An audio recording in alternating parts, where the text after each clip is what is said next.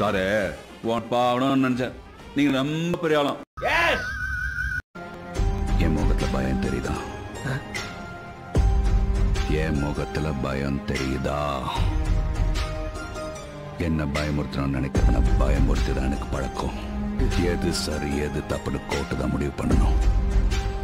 இன்னொரு வாட்டி கோர்ட்டுக்கு வெளியே அந்த பிரச்சனை டீல் பண்ணணும்னு நினைச்ச இந்த மாதிரி அடிக்கடி பயப்பட வேண்டியது இருக்கும்.